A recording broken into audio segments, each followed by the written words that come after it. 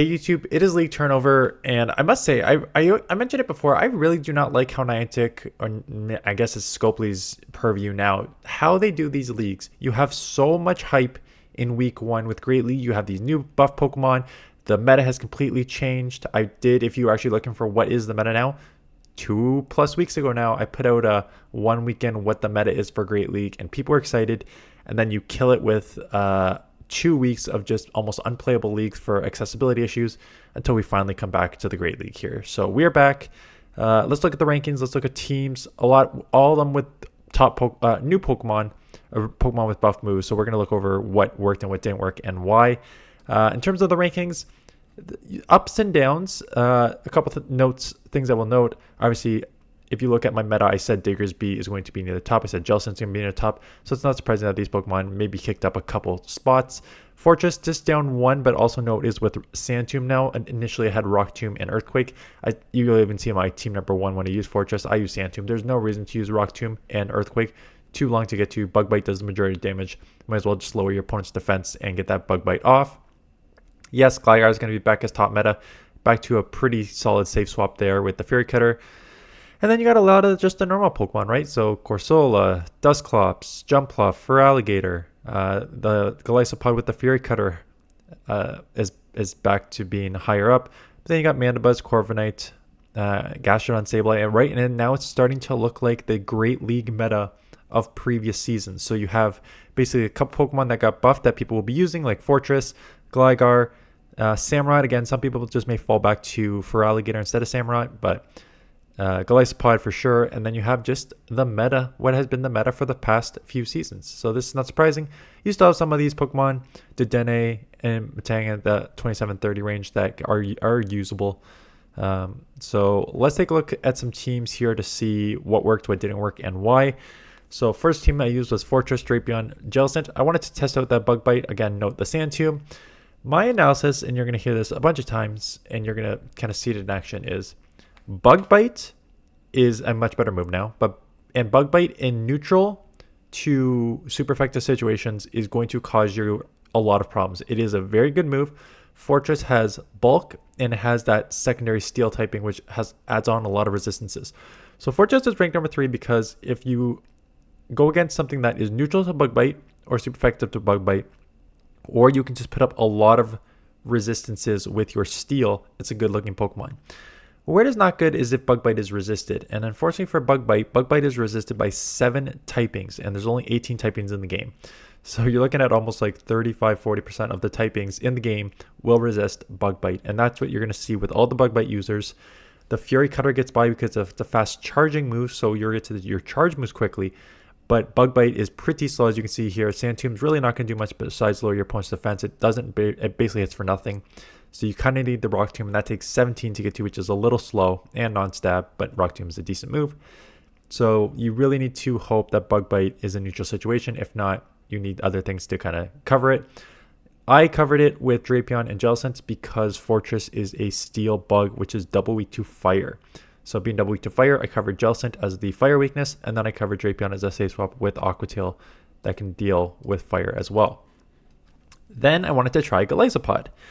And when I tried Golisopod with this team, I did not talk about Golisopod once. I talked about Dedenne the whole time because Parabolic Charge on Dedenne is a crazy move. And for those of you who've been around this channel for a while, I have commented how bad Dedenne has been.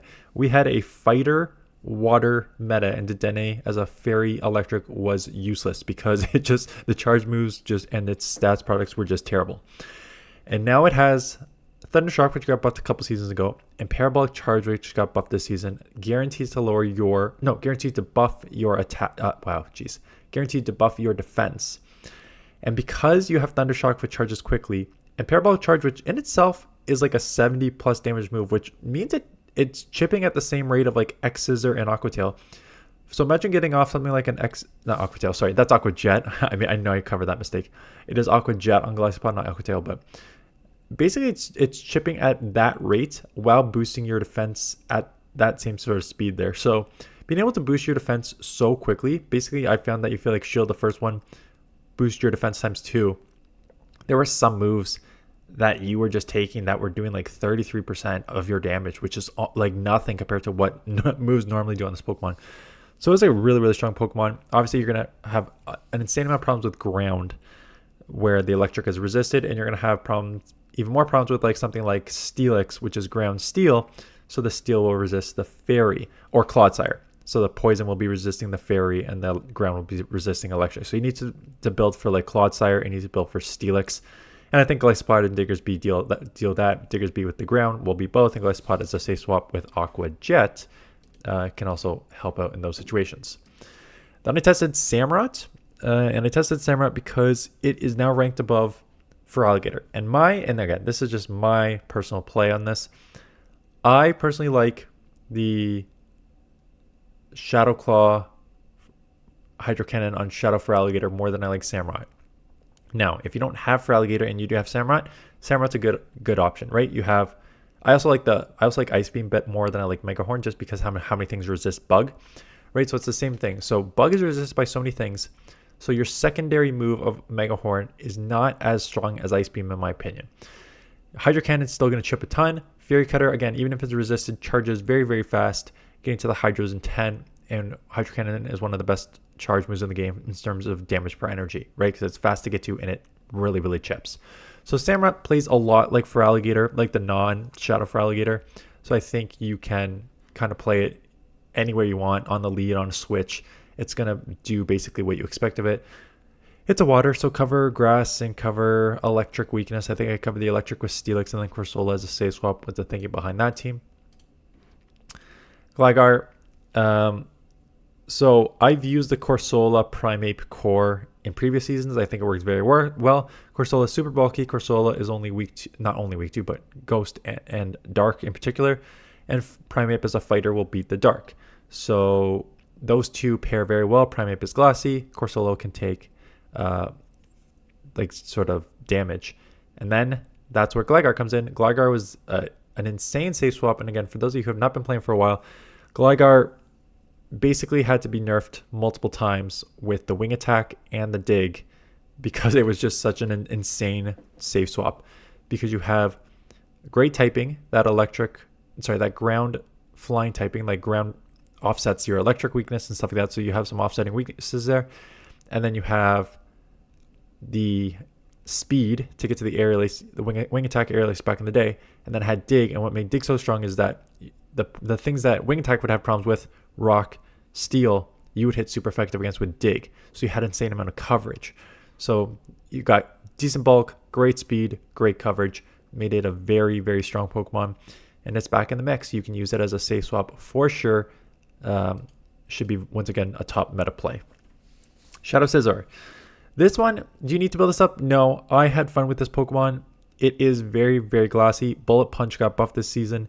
Bullet Punch is a nice damage move right now. It was already good damage move in the past, and now they buffed it even more. And then you have two moves that can potentially buff your attack. Trailblaze guarantees to buff your attack, and Night Slash, if you can get that double attack boost, it is insane. Now, Shadow Scizor is very, very glassy. You will need to use probably all your shields on this thing, which is why you see Dusclops and Lapras in the back. It is truly no more thought well, it's a little thought process, and you're doubly to fire. You need to at least have something that can kind of deal with fire, hence Lapras.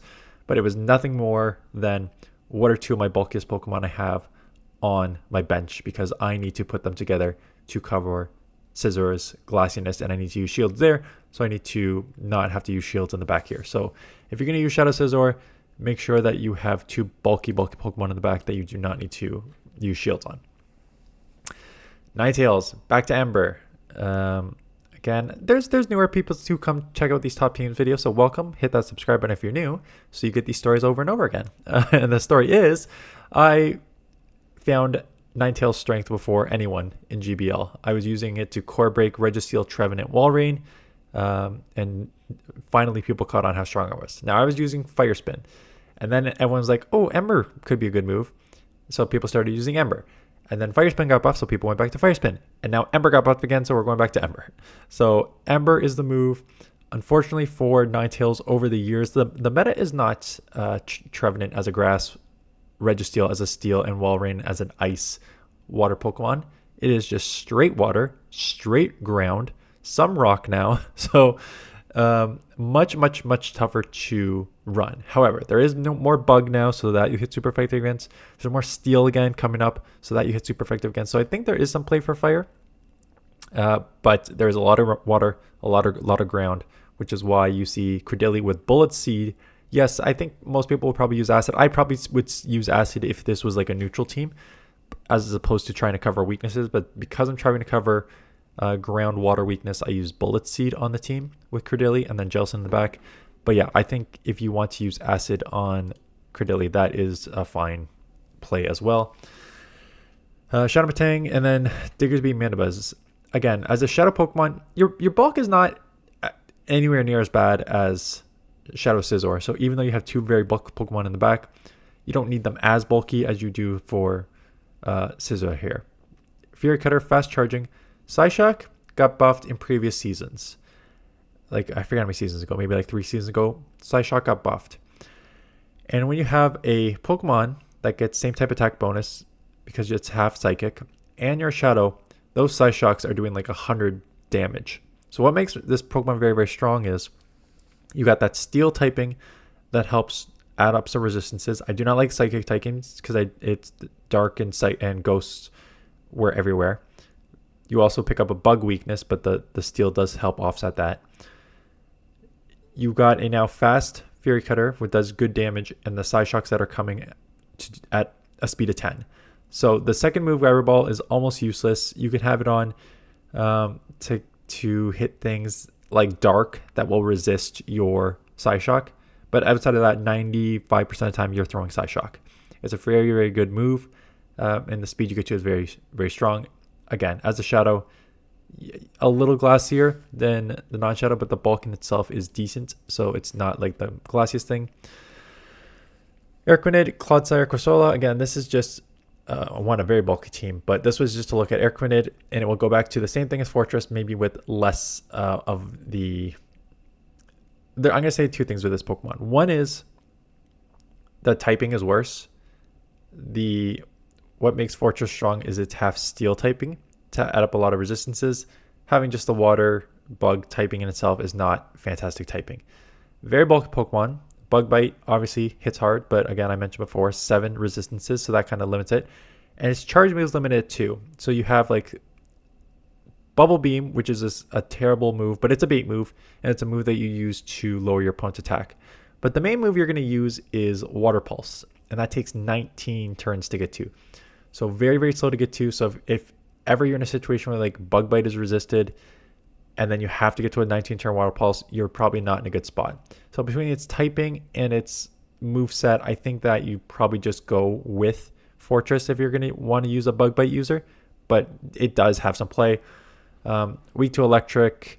Going to have some problems with, again, everything that Bug is resisted by. So try to cover that in the back with Corsola and Clodsire. It's a very bulky team. You don't need to use as much bulk as I had here. And the last one, Dragalge. And there's a lot of Pokemon that feel like they play better. Like Glycepod is just a straight improvement with Fury Cutter. You have Gligar, which is back on the menu. And Dragalge is one that feels 100% better and plays a lot better in both the Great League and Ultra League. Acid got buffed. So now instead of running Dragon Tail, which did a lot of damage but was slow to get to, so basically if you played Dragalge before, you had to throw like Dragon Tails, and then just like an Aqua Tail, you would very, very rarely get to an Outrage because it took so long to get to. Now you have Acid, which does like decent damage. Your Aqua Tails are coming at a quick pace, 10 and 8, but now you have Outrage as a legitimate option to throw. Only 16 and 14 to get to Outrage. So being able to like chip decent with Acid and then hit that Outrage makes this a much, much stronger Pokemon. I like the Poison Dragon typing because it helps offset like your Fairy weakness, and Fairies are more prevalent in the Great League. And then the Poison typing can pick up some other resistances like Fighters, like there's still Primeape and Annihilape and everything. So that Poison typing picks up that. You do pick up a Ground weakness, which is Ground, but Dragon resists a lot, right? Dragon resists, I'm not going to remember all of them, but I remember the main ones because it resists all of the main typings in the series. Fire, it resists fire, it resists water, it resists grass, and it resists electric. And I think maybe those are the only 4, but those are 4 that Dragon resists, and you love to see that being able to resist so many of the main typings, especially those typings that you see in the Great League. So those are the Pokemon I use. And as you kind of saw by the, I've already closed the rankings here, but as you saw by the rankings, it is going to be a lot of these sort of same Pokemon. How many times have you seen Clodsire on this list? Dusclops, Dusknoir, with the sprinkling of these new Pokemon, Gliscod, Gligar, stuff like that. So you can go look at my 1 week in what the meta will be, but it will be very much the Great League meta of the previous seasons with a sprinkle of these sort of new Pokemon within it. So that is the Great League. It is paired with Ultra League and Master League. If I'm being honest, we are going to do Great League for the entire week, minus Friday, which we will go in depth for Global Go Fest, because that is this weekend. And there's a lot to cover for Global Go Fest. So stay tuned for that video on Friday. That is it. I hope you are having a good day, and I will see you guys in the next one.